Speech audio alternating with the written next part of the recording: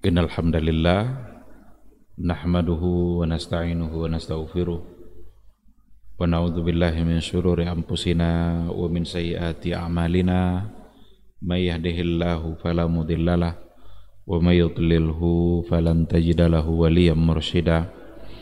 Asyhadu an la ilaha illallah wahdahu la syarikalah wa asyhadu anna Muhammadan abduhu wa rasuluhu la nabiyya wa la rasula ba'da. Ikhwati fillah, ma'asyiral hadirin wal hadirat, bapak-bapak, ibu-ibu, kaum muslimin dan muslimat, mudah-mudahan kita semua senantiasa dilindungi oleh Allah Subhanahu wa taala. Kembali kita bersyukur pada Allah Subhanahu wa taala pada maghrib yang penuh berkah ini. Alhamdulillah kita masih sehat dan kita masih memiliki semangat iman. Nikmat iman dan nikmat sehat itulah yang membuat kita bisa hadir di rumah Allah yang mulia ini pada maghrib ini.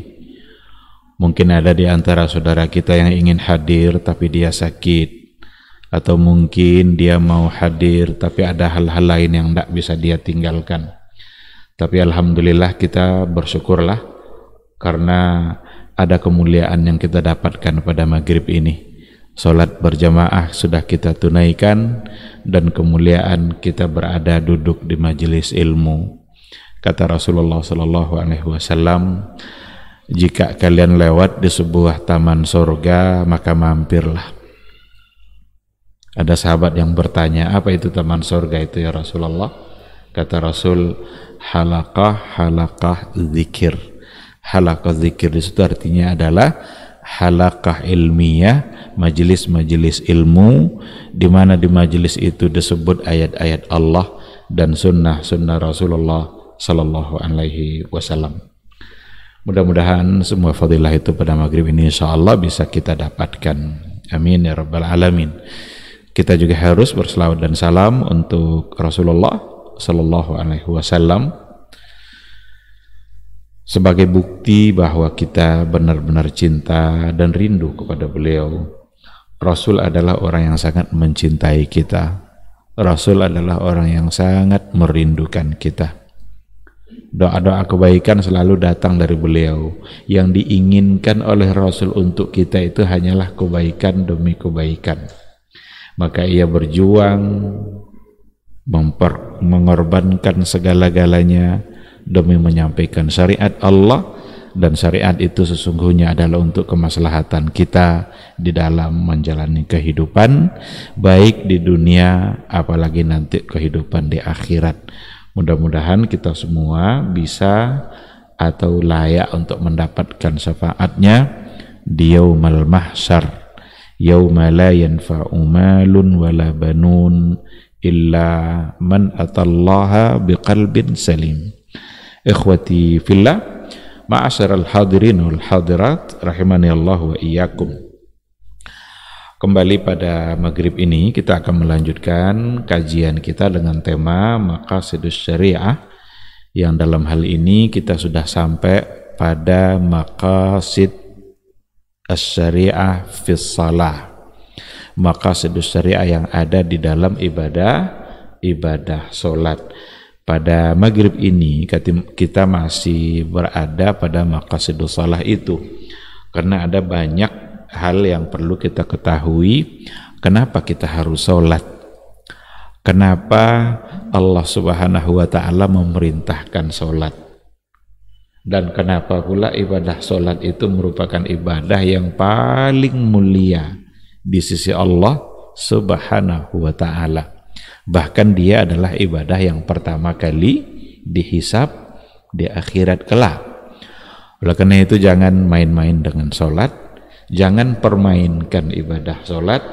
Kalau seandainya kita sudah mudah untuk meninggalkan sholat, maka akan lebih mudah lagi untuk meninggalkan ibadah-ibadah yang lain.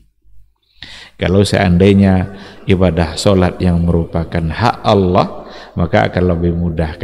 Kalau itu sudah kita abaikan, maka bisa-bisa akan lebih mudah lagi ketika kita berurusan dengan hak-hak sesama manusia. Ikhwati fillah, yang terakhir kemarin yang sudah kita bahas adalah al-maqasidul kulliyah lis-shalah, tujuan-tujuan yang bersifat kulli, yang bersifat umum dari ibadah sholat.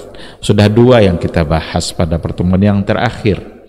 Yang pertama adalah al-maqasidul aqadiyah, maqasid tujuan yang orientasinya adalah membangun akidah. Sedangkan yang kedua yang sudah kita bahas adalah al-maqasidu ar-ruhiyah, maqasid atau tujuan-tujuan yang ada di balik ibadah sholat yang akan membangun spiritual kita, semangat kita, ruhiyah. Itu yang akan dibangun oleh ibadah sholat di dalam kehidupan kita. Bagaimana ibadah sholat ini akan taqwiyatu silatil muslimi dzatiyya billah, akan benar-benar mengokohkan, memperkuat hubungan seorang muslim, pribadi seorang muslim dengan Allah sebagai Rabb-Nya. Ini masuk dalam kategori al-maqasidur ruhiyah, bahkan juga menjadi bagian dari penguatan akidah. Tauzif taqatihir ruhiyah limuwajahati su'ubatil hayat. Bagaimana memfungsikan kekuatan-kekuatan spiritual kita di dalam menghadapi su'ubatil hayat, kesulitan-kesulitan dalam hidup. Jadi kita perlu kekuatan ruhiyah itu, kekuatan spiritual itu dalam menghadapi kesulitan hidup. Artinya apa? Mampu tidak kita berpikir positif dalam setiap kesulitan hidup yang kita jalani? Jadi setiap kali kita menghadapi satu kesulitan dalam kehidupan kita, sanggup tidak kita mengatakan bahwa dengan kesulitan ini Allah menginginkan saya agar tetap ingat kepada Dia? Bisa tidak kita seperti itu? Apa kesulitan hidup yang dialami oleh banyak orang? Kita masing-masing kita sebagai hamba Allah punya kesulitan-kesulitan hidup yang berbeda. Ada orang yang kesulitan hidup diuji dia oleh Allah melalui pekerjaannya. Ada orang yang mengalami kesulitan hidup, mungkin pekerjaannya bagus-bagus aja, lancar-lancar aja, tapi diuji pula oleh Allah dia dengan tetangganya. Ada pula orang dengan tetangganya bagus, kerjanya juga bagus, diuji pula dia oleh Allah dari sisi yang lain. Apa itu? Dari dalam keluarganya sendiri. Ada orang yang suami istri baik-baik saja, sama mertua nggak bagus. Ada orang suami istri bagus-bagus saja, sama anaknya. Nah, jadi masing-masing kita punya perkara-perkara dalam kehidupan ini, dan itu semua bagi orang-orang yang sholat, kalau mereka benar-benar sholat, mengerti dia dengan ibadah sholat yang dia kerjakan, dia akan selalu berucap, apapun su'ubatul haya, apapun kesulitan hidup yang dihadapi, berarti Allah sedang menginginkan saya untuk tetap ingat kepadanya. Satu ketika kita sedang berjalan, bawa kendaraan, ketika sedang berkendaraan itu tiba-tiba mungkin terjadi sesuatu yang tidak kita inginkan. Ada satu musibah yang kita alami, mungkin musibah karena orang lain, mungkin musibah karena kelalaian kita, karena kadang kita sudah begitu hati-hati tapi dari orang lain yang tidak berhati-hati. Apa sikap kita saat menghadapi musibah itu? Ketika kita kurang dilancarkan oleh Allah dalam mendapatkan apa yang kita inginkan, buka usaha ini tidak juga maju, buka lagi usaha yang lain tidak juga maju, buka yang ketiga masih saja. Apa sikap kita pada saat menghadapi itu semua? Orang yang sholat adalah orang yang selalu ruhiyahnya, spiritualnya nyambung terus dengan Allah Subhanahu wa taala, sehingga setiap kali dia menghadapi cobaan-cobaan dalam hidupnya, yang diingatnya adalah Allah Subhanahu wa taala. Maka ikhwati fillah, ibadah solat, ibadah yang akan membangun spiritual kita, jiwa dan spiritual kita. Itu yang harus bisa kita buktikan. Sudahkah sampai ke tingkat itu atau belum? Kadang-kadang di kantor ada masalah-masalah. Ketika kita mendapat masalah itu, Allah Subhanahu wa taala sebenarnya sedang menginginkan agar kita kembali kepadanya. Jangan-jangan musibah yang melanda selama ini karena lidah kita sudah lama tidak mengucapkan subhanallah. Jangan-jangan rezeki tiba-tiba berkurang, usaha tiba-tiba tidak maju. Jangan-jangan selama ini lidah kita sudah lama tidak mengucapkan alhamdulillah. Pujian-pujian terhadap Allah itu akan begitu mudah dan lancar oleh orang-orang yang mengerjakan ibadah solat. Kenapa demikian?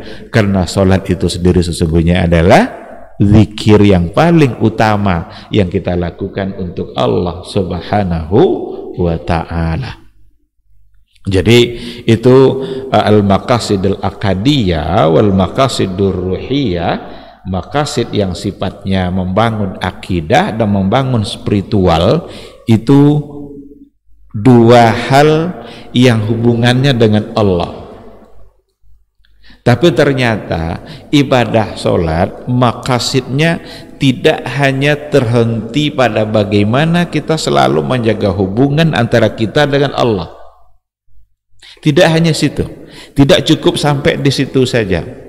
Ibadah solat juga akan membangun, akan menjadi jembatan, menautkan antara kita sesama manusia. Jadi ada hablum minallahnya, ada hablum minan nas. Maka akan kita lanjutkan pada maghrib ini. Kita ambil dua poin yang berikutnya, bahwa di antara al-maqasidul kulliyah lis-shalah, yang ketiganya adalah al-maqasidu an-nafsiyah. Al-maqasidu an-nafsiyah, dan yang keempatnya nanti al-maqasidu at-tarbawiyah. Jadi ibadah sholat itu mengandung maqasid, mengandung tujuan yang orientasinya kepada nafsiyah. Nafsiyah itu membangun jiwa, dan itu nanti berbeda dengan ketika kita mengatakan ruhiyah. Coba kita lihat beberapa hal. Kalau ruhiyah itu tadi kita katakan bagaimana ibadah sholat mampu membangun spiritual, mengokohkan kedekatan kita, hubungan kita antara kita dengan Rabb. Tapi nafsiyah itu lebih kepada persoalan-persoalan jiwa dan mental kita yang nanti akan berhubungan antara sesama kita sebagai hamba Allah. Maka dikatakan di sini diantaranya tanmiyatul jawanibil wijdaniyah wal atifiyah al muttasilah bi tanmiyati masyairil hubbi war rahmah. Jadi akan membangun jiwa dan mental yang sehat yang akan berhubungan nanti dengan masyairul hubbi war rahmah, dengan perasaan cinta dan kasih sayang. Cinta dan kasih sayang akan dapat terbangun oleh pelaksanaan ibadah solat yang benar. Kita kalau coba amati baik-baik bagaimana Rasul mengatur persoalan solat secara detail. Umpamanya saf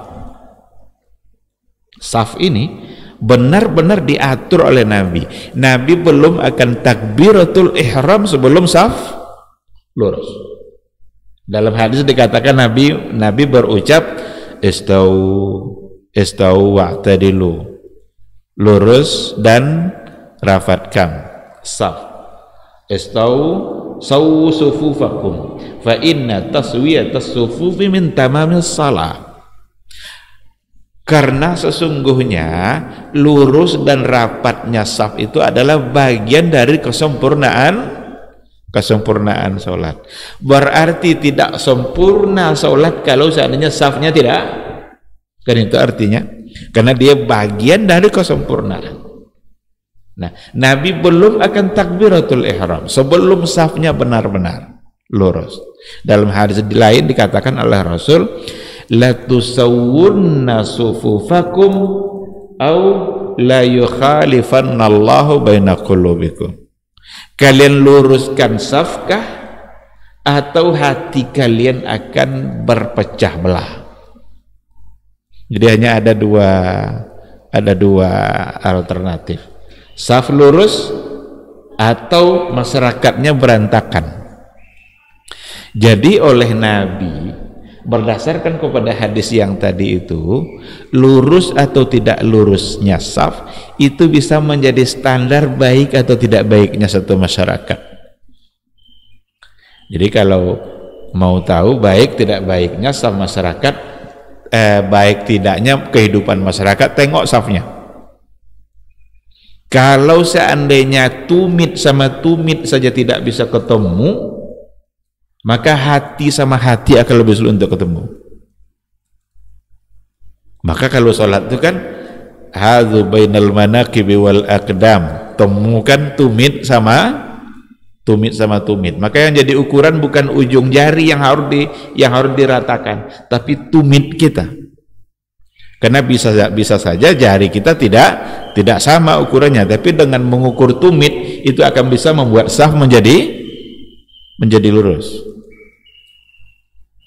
Dulu Umar bin Al-Khattab mengikuti apa yang dilakukan oleh Nabi.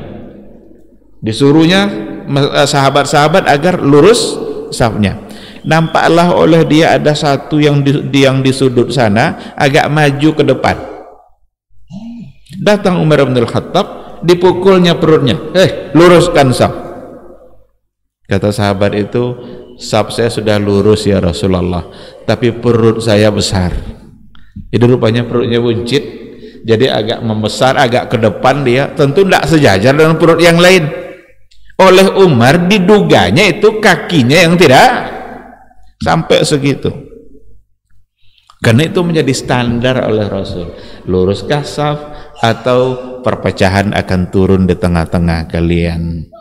Maka ibadah sholat berarti gambaran atau sebagai miniatur kehidupan bermasyarakat. Maka tanmiyatu masyairul hubbi warahmah, bagaimana ibadah sholat itu mampu membangun rasa cinta dan kasih sayang antar sesama.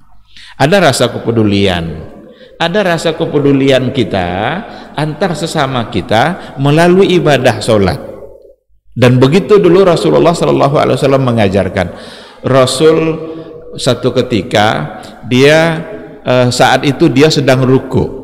Lama Rasul agak bangkit lama dia baru i'tidalnya. Ternyata Rasul masih mendengar suara telapak sandal orang yang baru datang, dan Rasul ingin orang itu mendapatkan rakaat itu.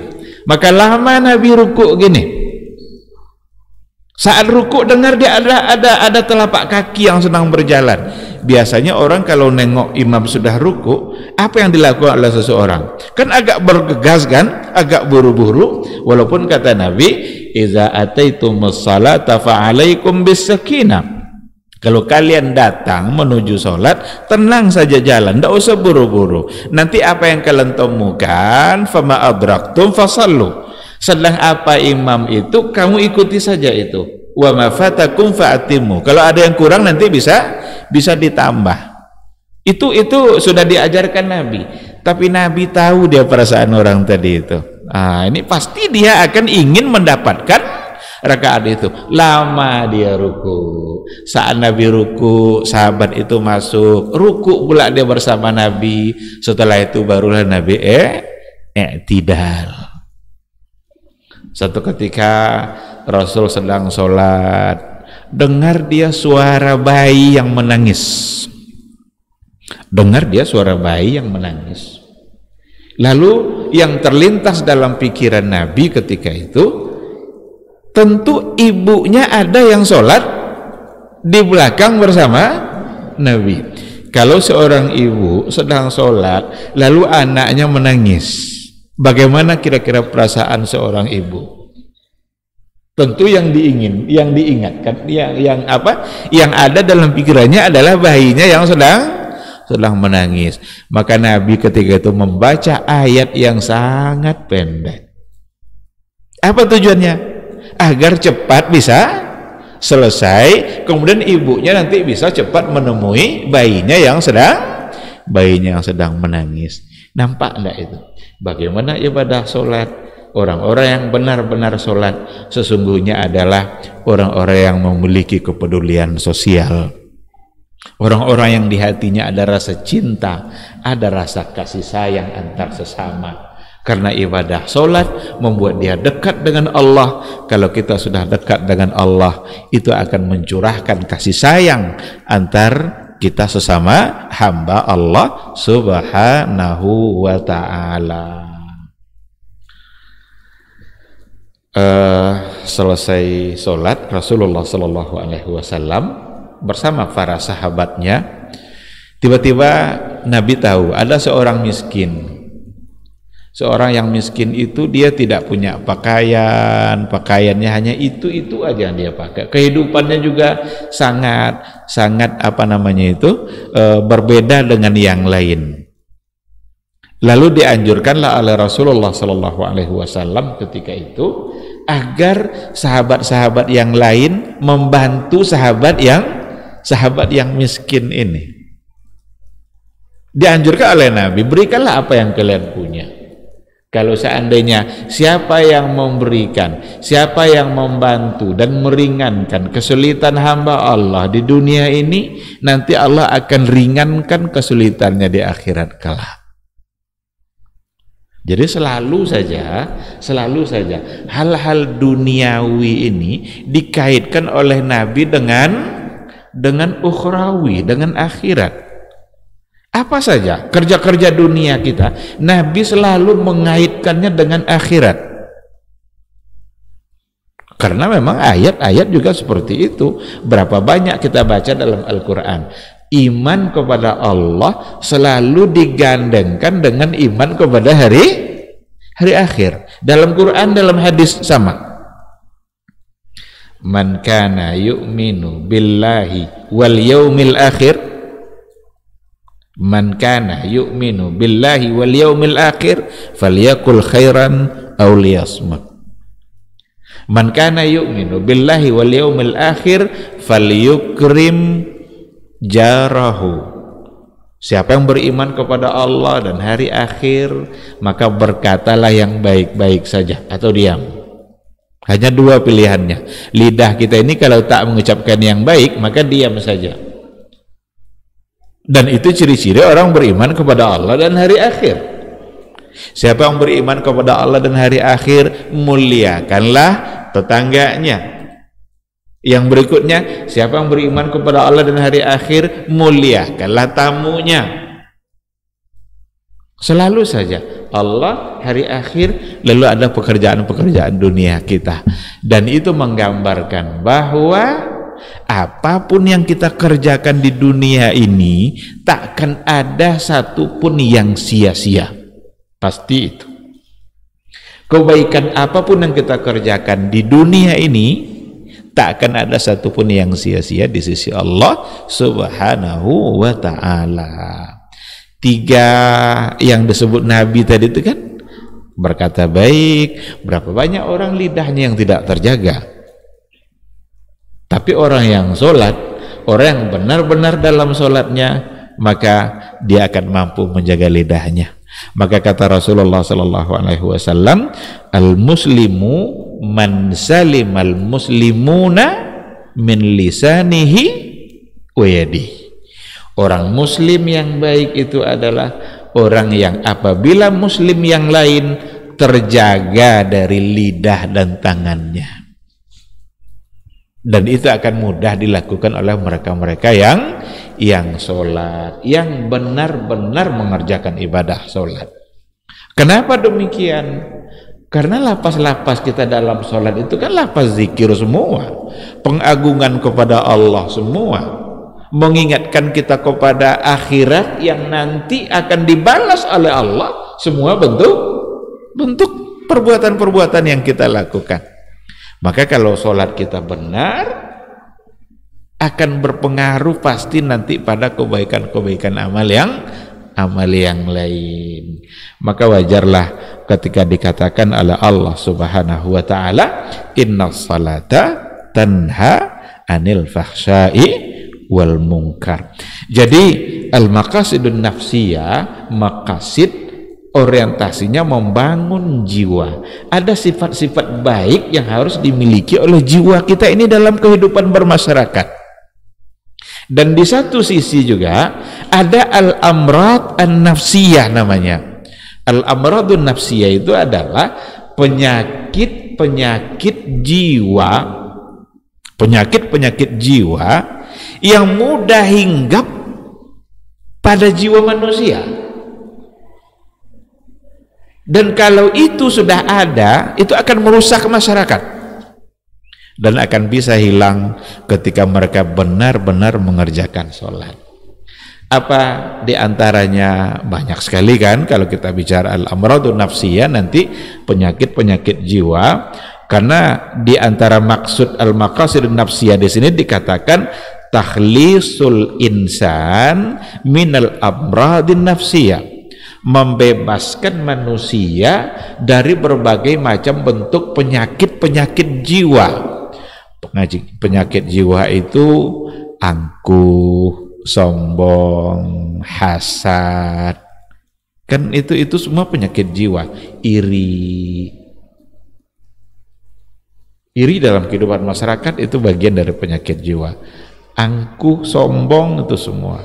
Ketahuilah bahwa iblis itu dikeluarkan dari surga karena kesombongannya. Maka yang pertama kali yang punya dan yang memiliki sifat itu takabur itu adalah iblis. Kenapa dulu terjadi cekcok perkelahian antara dua anak Nabi Adam? Antara Habil dengan Qabil. Apa penyebabnya? Hasad. Ya.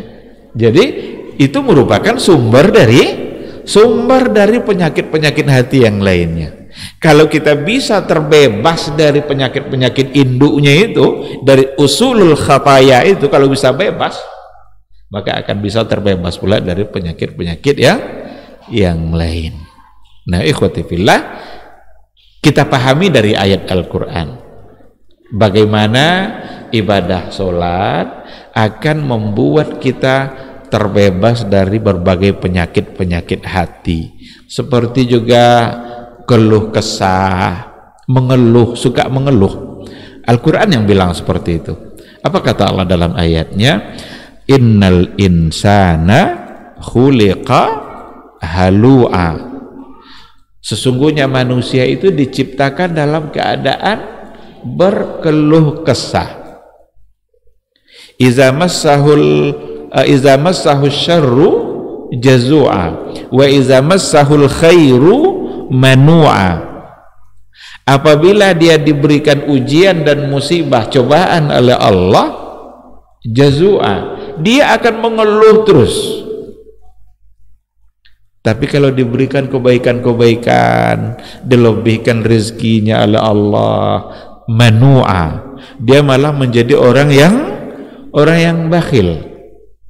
Jadi diberi keburukan mereka berkeluh kesah, diberi kebaikan kadang-kadang membuat dia menjadi bakhil.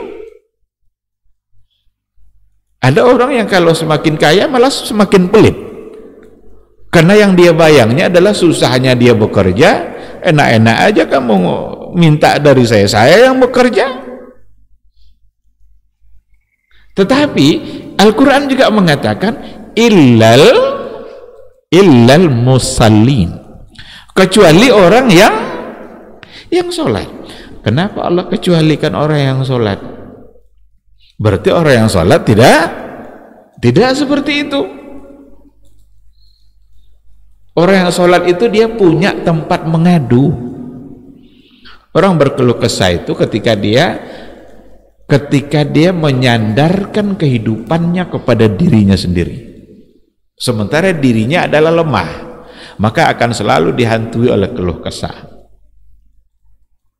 Tetapi kalau seandainya ada orang tempat mengadunya, dan tempat mengadu yang paling tepat itu adalah Allah, maka insya Allah akan menghilangkan keluh kesah itu dari diri dia.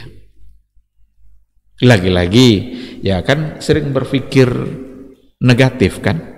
Salat itu akan benar-benar membuat kita berpikir positif. Ketika kita katakan Alhamdulillahirabbil alamin Ar-Rahmanir Rahim, itu semua adalah ajakan-ajakan agar itu bisa ayat-ayat sebagai wasilah. Kalau kita pahami baik-baik, itu wasilah agar kita berpikir positif. Coba ketika kita ucapkan Ar-Rahmanir Rahim, setiap rakaat ada yang kita ucapkan itu. Di sini adalah sebuah keyakinan yang kokoh dan sangat kita yakini bahwa Allah itu adalah Ar-Rahman Ar-Rahim, Maha Pengasih lagi Maha Penyayang.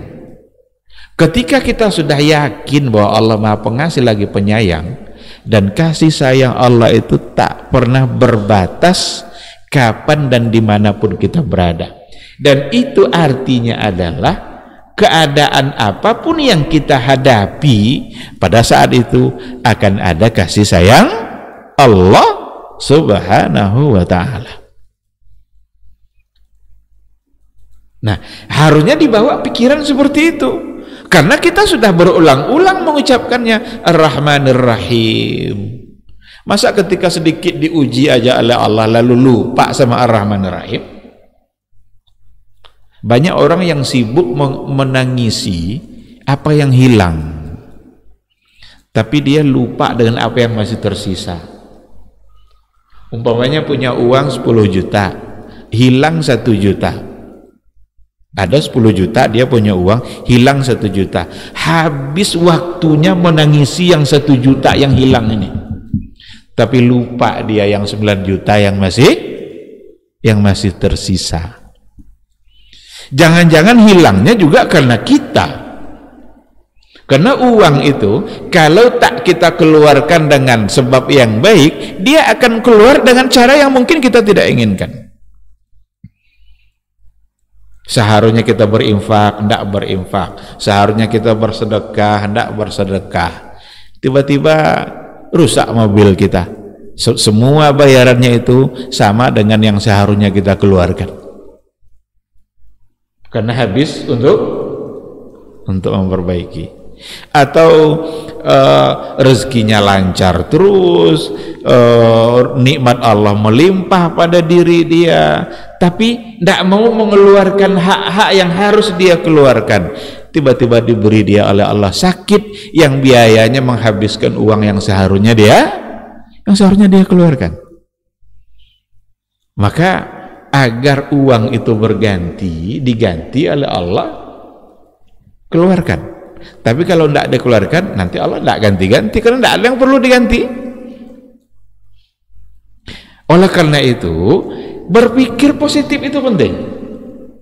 Ketika terjadi sesuatu apa saja, ingat Ar-Rahman Ar-Rahim. Jangan-jangan musibah yang diberikan oleh Allah itu nanti pada akhirnya ketika kita tahu hikmah dan sayangnya Allah di situ, bahkan kita bisa bersyukur atas musibah itu.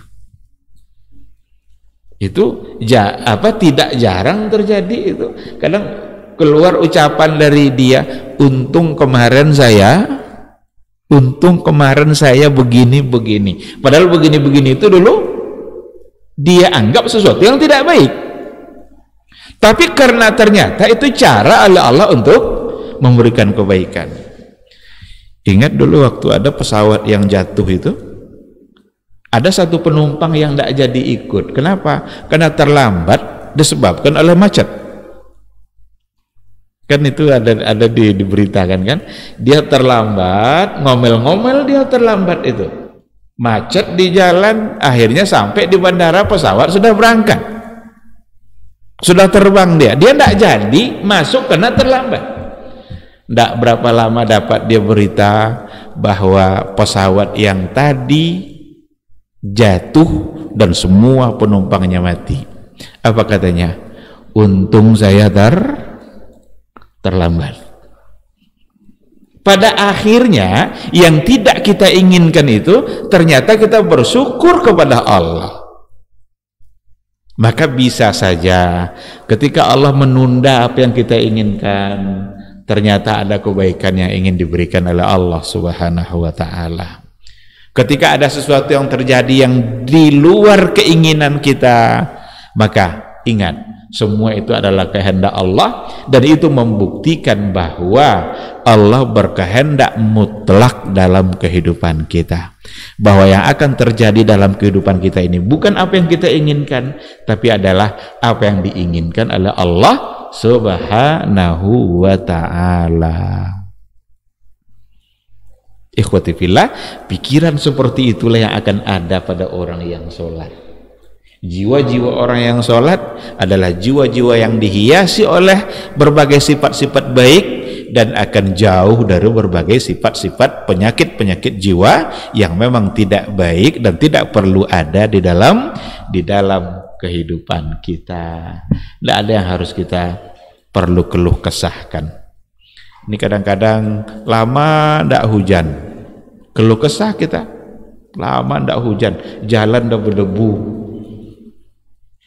Tapi pas hujan, kebetulan hujannya seharian, keluh kesah juga. Kenapa? Banjir, jalan becek gara-gara hujan.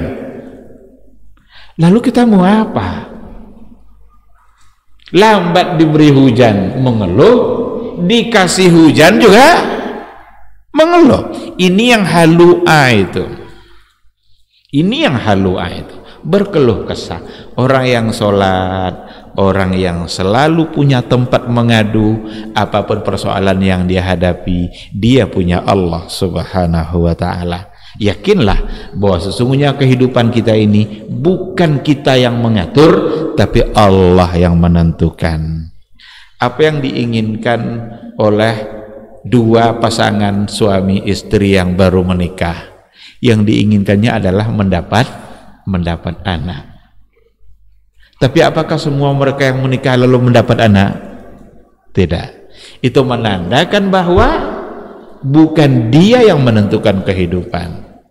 Kalau sudah dapat anak pertama itu laki-laki, biasanya mereka suami istri pasti menginginkan anak keduanya adalah perempuan. Tapi apakah semua mereka mendapatkan anak keduanya perempuan? Tidak. Kalau pertamanya putri, yang keduanya dia ingin laki-laki. Tapi apa semua mendapatkan itu? Tidak. Jadi ada orang menginginkannya, tapi Allah tidak berikan. Ada kadang-kadang orang belum menginginkannya, tapi Allah beri. Saya pernah ditelepon oleh seorang ayah, dia istrinya belum lama melahirkan. Tiba-tiba berapa bulan berikutnya setelah nifas, tiba-tiba dapat pula anak kedua. Diteleponnya, Pak Ustadz, saya sebenarnya belum ingin punya anak kedua, Pak Ustadz, tapi dapat juga. Boleh enggak saya gugurkan? Ini pertanyaannya. Coba bayangkan. Berarti ada orang yang menginginkan tapi Allah belum beri. Ada pula orang yang dia belum menginginkan. Dia yang bilang tadi, saya sebenarnya belum ingin dapat yang kedua, Ustaz, katanya. Karena ini baru lahir. Boleh tidak digugurkan? Ingin pula dia menggugur. Nah, jadi sekali lagi ini sekedar contoh bahwa sesungguhnya kehidupan kita diatur oleh Allah, dan orang yang sholat akan sangat mengerti dengan ini. Kenapa demikian? Karena tadi sudah kita katakan bahwa ibadah solat akan mewujudkan akidah dan keyakinan kita yang benar kepada Allah Subhanahu wa ta'ala, membuat kita seyakin-yakinnya bahwa kita punya Allah dan segala-galanya ditentukan oleh Allah. Kita tinggal tunduk, kita tinggal ngikut apa yang diatur oleh Allah. Solat ini kan gambaran dari ketundukan kita kepada Allah, dan tidak ada kita yang berani menentang.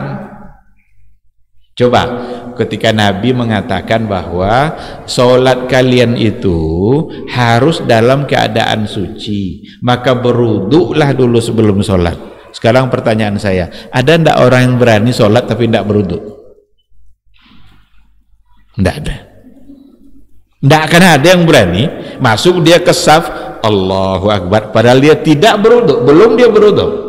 Kenapa dia harus berwuduk? Karena Allah yang dan Rasulnya yang menyuruh. Ketika dikatakan bahwa maghrib itu 3 rakaat, ada yang membuat jadi 4? Tidak ada, pasti 3. Kenapa? Karena Rasul kita yang nyuruh. Maka semua amaliyah itu lambang simbol ketundukan kita kepada Allah. Ketika kata Allah ruku dulu baru i'tidal, setelah itu baru sujud. Tidak ada kita yang langsung sujud baru ruku, kecuali mungkin dia gila atau mungkin dia anak-anak. Kalau anak-anak kan sambil tegak tuh langsung sujud dia.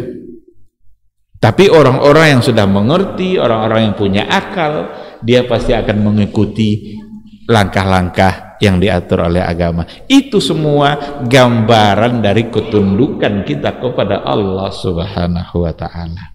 Nah, oleh karena itu makna ketundukan itulah yang harus kita bawa dalam kehidupan kita. Ikhwati fillah.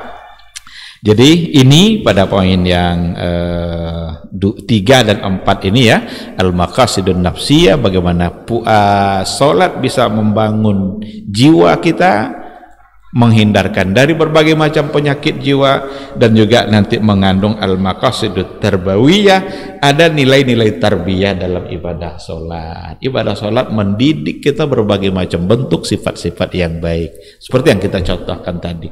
Ada kepedulian sosial, bagaimana toleransi antar sesama. Toleransi ini kata Rasul, kalau kalian jadi imam jangan panjang-panjang, karena di belakang kalian ada orang yang sakit, ada orang yang punya hajat, ada orang yang mungkin dia tidak bisa mengikuti selama itu. Tapi kalau kalian sholat sendiri, maka panjangkanlah semau kalian. Berarti nampak enggak di sini nih toleransi dalam ibadah sholat, gambaran dari satu masyarakat yang mendidik kita agar saling memperhatikan orang lain.